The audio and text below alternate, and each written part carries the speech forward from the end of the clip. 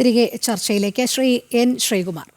സാധാരണഗതിയിൽ പല സർക്കാരുകളും വാഗ്ദാനങ്ങൾ പറയാറുണ്ട്, അത് നടപ്പിലാക്കാറുണ്ട്, വിവിധ സാമൂഹ്യ ക്ഷേമ പദ്ധതികളൊക്കെ വിഭാവനം ചെയ്യാറുണ്ട്. അതൊക്കെ സ്വാഭാവികമാണ്. പ്രത്യേകിച്ച് തെരഞ്ഞെടുപ്പ് അടുക്കുമ്പോൾ അതിനൊക്കെ ആക്കം കൂടുന്നത് നമ്മൾ കാണാറുമുണ്ട്. പക്ഷേ അതിദരിദ്രമുക്ത കേരളം എന്നുള്ള ഒരു പ്രഖ്യാപനം നടത്തുന്നതിലൂടെ അതൊരല്പം അപകടകരമായ ഒരു സാഹചര്യത്തിലേക്ക് കൂടിയല്ലേ നയിക്കുന്നത്? കാരണം നമ്മൾ നേരത്തെ പറഞ്ഞതുപോലെ ഇനി അതിദരിദ്രരില്ല ഈ സംസ്ഥാനത്ത് എന്നുള്ളൊരു പ്രഖ്യാപനത്തിലേക്കും വെളിപ്പെടുത്തലിലേക്കും എത്തുമ്പോൾ അതിദരിദ്രർക്കായി കരുതി വച്ചിരിക്കുന്ന പല പദ്ധതികളും അവിടെ അടഞ്ഞു പോകുന്ന ഒരു സാഹചര്യം കൂടിയില്ലേ?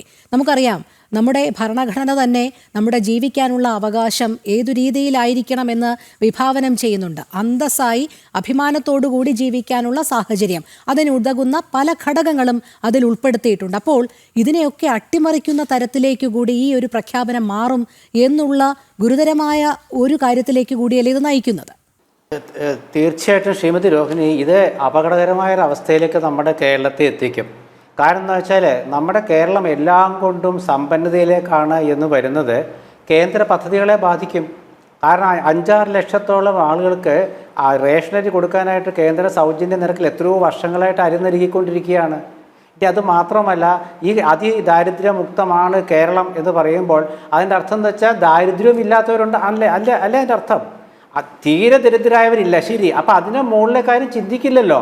അതല്ല, അതിൻ്റെ മുകളിൽ ദാരിദ്ര്യത്തിൽ കഴിയുന്ന, ഒരു നേരത്തെ ഭക്ഷണത്തിന് വേണ്ടി കഴിയുന്ന, അല്ലെങ്കിൽ 2 നേരം ഭക്ഷണം കഴിച്ചിരുന്ന ആളുകൾ ഉണ്ട് എന്നുള്ളത് മറക്കും.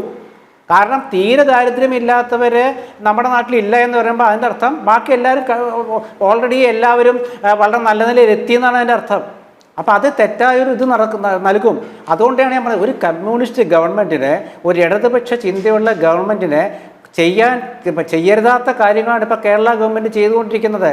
കാരണം നമ്മുടെ കേരളത്തിൽ ഇന്നേ വരെ സിനിമാ നടന്മാരെ കൊണ്ടുവന്നിട്ട് പദ്ധതി പ്രഖ്യാപനത്തിൽ പ്രസംഗിപ്പിക്കുന്നത് നിങ്ങൾ എന്തെങ്കിലും കേട്ടിട്ടുണ്ടോ? സൂപ്പർ സ്റ്റാറുകളെ കൊണ്ടുവന്നിട്ട്. അതിപ്പോൾ ഈ പിണറായി ഗവൺമെൻറ്റിൻ്റെ ഒരു പുതിയ പദ്ധതിയാണ്.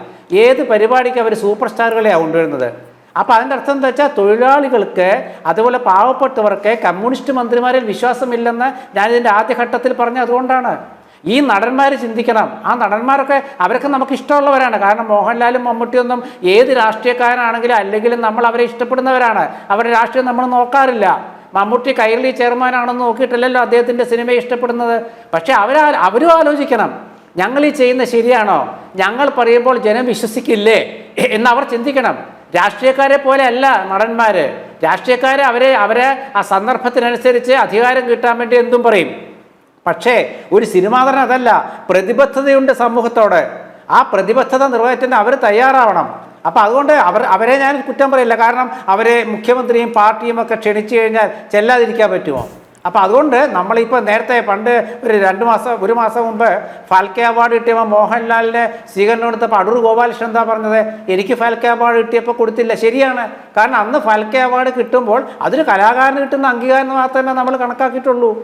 അങ്ങനെ മാത്രമേ കണക്കാക്കിയിട്ടുള്ളൂ. ഇതിപ്പോൾ ഏത് നടന്മാർക്ക് അവാർഡ് കിട്ടിയാലും ഗവൺമെൻറ് അവരെ ആദരിക്കുക. അതിന് ചിലവാക്കുന്നത് കോടികളാണ്. ആശാവർക്കർമാർ ഇന്നലെ പറഞ്ഞത് അവർക്ക് 100 രൂപ കൂട്ടിക്കൊടുക്കാൻ വയ്യ. പക്ഷേ ഒരു മോഹൻലാലിൻ്റെ സ്വീകരണത്തിന് 2 കോടിയിലധികം രൂപ ചെലവിട്ടു. അത് അവർ കുറ്റം പറഞ്ഞില്ല മോഹൻലാലിനെ, ഗവൺമെൻറ്റിനെയാണ് അവർ കുറ്റം പറഞ്ഞത്. മുക്തമെന്ന് പറയുമ്പോൾ നമ്മുടെ മുമ്പിൽ വേറെ ഒരുപാട് ഞാൻ പറയട്ടെ ഈ 1000 രൂപ കൂട്ടിക്കൊടുക്കാൻ വേണ്ടിയിട്ട് 265 ദിവസം അവർ കടന്ന് സമരം ചെയ്യേണ്ടി വന്നു. അപ്പൊ എന്താ പറഞ്ഞത്? CHUവിന്റെ നേതാവ് എളമരം കരിയം എന്താണ് പറഞ്ഞത്? ആശാവർക്കർമാർക്ക് ആനുകൂല്യം എന്ന് പറയട്ടെ, ആശാവർക്കർമാർക്ക് ആനുകൂല്യം കൂട്ടിക്കൊടുക്കാൻ ഞങ്ങൾ പറയില്ല എന്നാണ് എളമരം കരിയും പറഞ്ഞത്. അറിയാമല്ലോ. എന്നിട്ട് ഇന്നലെ ആശാവർക്കർമാരെ ഒരു വീഡിയോ ഒരു വാട്സപ്പ് സന്ദേശം പുറത്തുവിട്ടു. അതായത് 1000 രൂപ ഗവൺമെൻറ് വർദ്ധിപ്പിച്ചിരിക്കുന്നു. അതുകൊണ്ട് സഖാക്കളെ എല്ലായിടത്തും പിണറായി വിജയൻ്റെയും മന്ത്രി വീണ ജോർജിൻ്റെയും ഫ്ലെക്സ് വെക്കണമെന്ന് ഒരു വാട്സപ്പ് സന്ദേശമാണ് CHUവിൻ്റെ. നാണമാവില്ലേ ഇവർക്കൊക്കെ? നാണമാവില്ലേ? 265 ദിവസം മഞ്ഞും മഴയും വെയിലും കൊണ്ട് ആ സഹോദരിമാരെ കഷ്ടപ്പെട്ടുകൊണ്ട് 1000 രൂപ അനുവദിച്ചത്. ആ 1000 രൂപക്ക് സ്വീകാര്യമല്ല. പക്ഷേ അവർ നിർത്തി. അവർ വീണ്ടും വേറെ സമരം. അത് വിഷയം വേറെയാണ്. ഇവിടെ പിണറായി വിജയൻ മുഖ്യമന്ത്രിയായിരുന്ന ശേഷം അദ്ദേഹം നവകേരള സദസ്സ് നടത്തിയില്ലേ? എന്തുണ്ടായി? എത്ര പരാതിയിൽ പരിഹാരം കണ്ടു? എന്താ കൊട്ടിഘോഷിച്ചതല്ലേ? പക്ഷേ ഒരു സദസ്സ് മാത്രത്തെ നടത്തിയില്ല. ഓർമ്മയുണ്ടോ ശ്രീമതി രോഹിണിക്ക്? സഹകാരി സദസ്സ്. സംസ്കാരം നടത്തി, എല്ലാം നടത്തി, സഹകാരി നടത്തിയില്ല. എന്താ കാരണം? കരുവന്നൂരുകാർ വരും, കരുവന്നൂരിലത്തെ ആളുകൾ പണം ചോദിച്ചു വരും, അത് അദ്ദേഹം നടത്തിയില്ല. ഇനി അതൊക്കെ പോട്ടെ, ഇവർ ഈ അതിദാരിദ്ര്യത്തെക്കുറിച്ച് പറയുമ്പോൾ 2007 ആശ്രയ പദ്ധതിക്ക് കേന്ദ്ര ഗവൺമെന്റ് 2007 അറിയാമല്ലോ. അല്ല ഞാനത് പറയട്ടെ, അതൊക്കെ വേറെ വിഷയങ്ങളല്ലേ.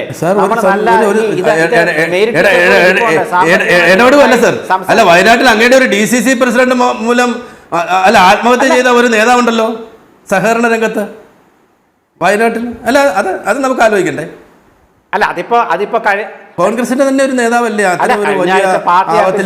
Branch secretary ഭരിച്ചില്ലേ? എന്റെ സുഹൃത്തെ, ഇതുമായിട്ട് സംസാരിക്കരുത്.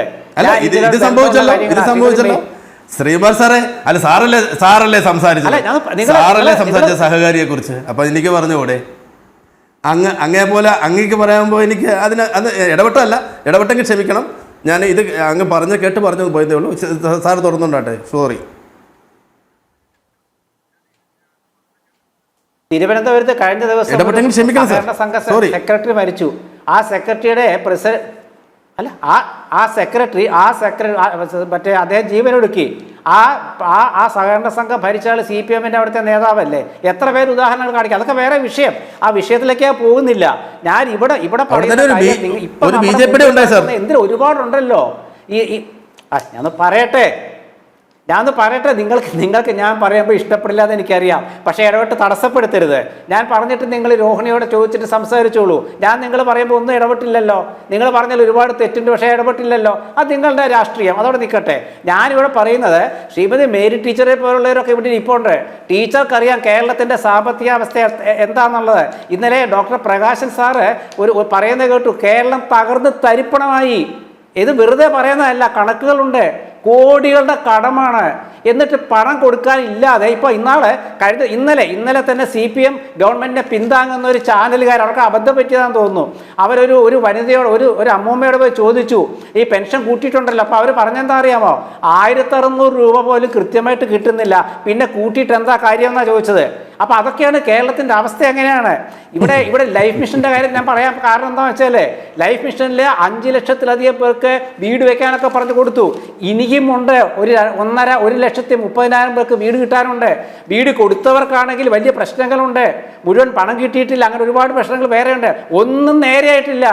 LDF വന്നിട്ട് ഒന്നും ശരിയായിട്ടില്ല. പക്ഷേ എല്ലാം ഒന്ന് തൊട്ട് വയ്ക്കും. എന്താണെന്നറിയാമോ? പബ്ലിസിറ്റി കിട്ടാനായിട്ട്. ഇവിടെ സർവേയുടെ ഒരു പ്രശ്നമുണ്ട്. ഇപ്പോൾ ഒരു സർവേ നടത്താൻ പോകുന്നുണ്ട്. ശ്രീ പത്മകുമാറിനൊക്കെ നന്നായിട്ട് അറിയായിരിക്കും. 20 കോടി രൂപ അനുവദിച്ചൊരു സർവേക്ക് ഇപ്പോൾ അനുവദിച്ചിട്ടുണ്ട്. 20 കോടി രൂപ. ആശാവർക്കർമാർക്ക് കൊടുക്കാൻ പണമില്ല. 20 കോടി രൂപ. എന്താണെന്നറിയാമോ? ഈ ഗവൺമെന്റിനെ കുറിച്ച് ജനങ്ങൾ എന്താ പറയുന്നതെന്ന് അറിയാൻ വേണ്ടി ഒരു സർവേ. ആരാ സർവേ നടത്താൻ പോകുന്നത്? വല്ല DYFIക്കാരോ SFIക്കാരോ ആയിരിക്കും. അല്ലാതെ ആരാ നടത്താൻ പോകുന്നത്? 20 കോടിയാണ് അവർക്ക് കാപ്പ് കുടിക്കാനൊക്കെ കൊടുക്കുന്നത്. ഇനി അതുപോട്ടെ, ഈ 64,000 പേരെ കണ്ടെത്തിയല്ലോ അതിദാരിദ്ര്യമായിട്ടുള്ളവരെ. അവർ നാളെ ഏത് തരത്തിലാണ് വരിക എന്ന് നമുക്കറിയാം. കാരണം ക്ഷേമ പെൻഷൻ പോലും ഒപ്പിട്ട് വാങ്ങിച്ച ഉദ്യോഗസ്ഥന്മാരുടെ നാടാ കേരളം. ഈ ഇടതുപക്ഷ ഗവൺമെന്റ് ഭരണകാലത്ത് പാവപ്പെട്ടു കൊടുക്കുന്ന ക്ഷേമ പെൻഷൻ ഒപ്പിട്ട് വാങ്ങിയവരെ കഥ നമ്മൾ അറിഞ്ഞില്ലേ? ഉദ്യോഗസ്ഥന്മാരെ ആ പണം തിരിച്ചു പിടിച്ചെന്ന് വിചാരിക്കാം. അപ്പോൾ ഈ അതിദാരിദ്ര്യത്തിൽ എത്ര ഉദ്യോഗസ്ഥന്മാർ പെടുന്നൊക്കെ നാളെ കണക്ക് വരുമ്പോൾ അറിയാം. അതുകൊണ്ടാണ് ഡാറ്റ പുറത്തുവിടാൻ ഇവർക്ക് മടി. ഇവരെ സർവേ നടത്തുമ്പോൾ കേരളത്തിൽ സർവേ നടത്തണമെങ്കിൽ വലിയ ബുദ്ധിമുട്ടുള്ള കാര്യമാണ്. നമ്മൾ തെരഞ്ഞെടുപ്പ് കാലത്ത് ആര് ജയിക്കുന്നു ചോദിക്കുന്ന പോലെ അല്ല. അതിദാരിദ്ര്യം എന്ന് പറയുമ്പോൾ അവരുടെ മുഖം നോക്കിയിട്ട് നമുക്ക് അളക്കാൻ പറ്റില്ല. ഇപ്പോൾ ഈ അതിദാരിദ്ര്യത്തിൽ തന്നെ ഇവർ കൊടുക്കുന്ന എന്താ? ചിലർക്ക് വീട് നന്നാക്കാൻ 2 ലക്ഷം രൂപ, ചിലർക്ക് ആരോഗ്യത്തിന് പൈസ. അങ്ങനെയാണോ? അപ്പോൾ ആ വീടിൻ്റെ അവസ്ഥ എന്താ? അതിൽ താമസിക്കുന്നവരുടെ അവസ്ഥ എന്താ? അവർക്ക് 2 ലക്ഷം രൂപ കിട്ടിയാൽ അവർക്കെല്ലാം മതിയാകുമോ? നേരത്തെ ടീച്ചർ പറഞ്ഞ പോലെ ഒരു ആദിവാസി ഊരിലത്തെ കാര്യം ടീച്ചർ പറഞ്ഞാൽ ഞാൻ കേട്ടതാണ്. അപ്പം ഞാൻ പറയുന്നത് ജനങ്ങൾക്ക് വിശ്വാസം മനസ്സില്ല. നമ്മളൊന്നും അറിഞ്ഞിട്ടില്ല ഇങ്ങനൊരു സർവേ നടത്തിയത്. ഇത് ആദ്യം 1 ലക്ഷം പേരെ കണ്ടെത്തി, പിന്നെ അത് 80,000-ലേക്ക് എത്തി, പിന്നെ അത് 64,000-ലേക്ക് എത്തി. അപ്പോൾ ഇതിന് കുറച്ച് എണ്ണം വന്നപ്പോൾ ആദ്യം കണ്ട ഈ 1 ലക്ഷത്തിൽ കണ്ട അതിദാരിദ്ര്യത്തിൽപ്പെട്ടവർ എവിടെയാണ്?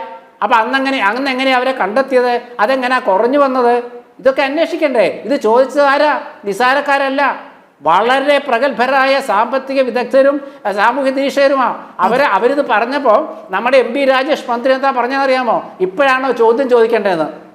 എന്താണ് ചെയ്യുക ഇങ്ങനെയൊക്കെ ആണെങ്കിൽ? അപ്പോൾ ഇവർ ഈ കൊണ്ടുവരുന്ന കാര്യങ്ങളൊക്കെ പബ്ലിസിറ്റിയാണ്, ഇടതുപക്ഷ ഗവൺമെന്റിന് ചേരാത്ത പബ്ലിസിറ്റിയാണ്. നുണ ഒരു ആയുധമാണ് എന്ന് നന്നായി പഠിച്ചവരാണ് കേരളത്തിലെ ഇന്നത്തെ CPM നേതൃത്വം. നുണ ഒരു നല്ല ആയുധമാണ്. കാരണം എന്തും നുണ പറയാം. ആ നുണ പറഞ്ഞങ്ങോട്ട് ഫലിപ്പിക്കുക. ഇപ്പൊ നോക്കൂ, ഉമ്മൻചാണ്ടിയുടെ കാലത്തെ 16 മാസത്തെ ക്ഷേമ പെൻഷൻ കുടിശ്ശിക വരുത്തി. ഇപ്പോഴും പറഞ്ഞുകൊണ്ടിരിക്കുക 3 മാസത്തെ എങ്ങാണ്ടേ ഉള്ളൂ, 3 മാസം അതും പിന്നെ കൊടുത്തു. പക്ഷേ എന്നിട്ട് പറയാ 16 മാസം ഇപ്പോഴും പറഞ്ഞുകൊണ്ടിരിക്കുക മുഖ്യമന്ത്രി അടക്കമുള്ളവര്. അതാണ് നിലമ്പൂർ ഉപതെരഞ്ഞെടുപ്പിലെ പ്രസംഗിച്ചത്. പക്ഷേ അവിടുത്തെ ജനങ്ങളെ, നിലമ്പൂർ ഉപതെരഞ്ഞെടുപ്പിലെ ജനങ്ങളെ കൃത്യമായി പഠിപ്പിച്ചു കൊടുത്തു. എന്നിട്ടും പാഠം പഠിക്കുന്നില്ലെന്ന് വെച്ചാൽ എന്ത് ചെയ്യാൻ പറ്റും? അതെ, പക്ഷേ അതിലൊന്നും കാര്യമില്ല. PR വർക്ക് മാത്രമാണല്ലോ കേന്ദ്രീകരിച്ചിരിക്കുന്നത്.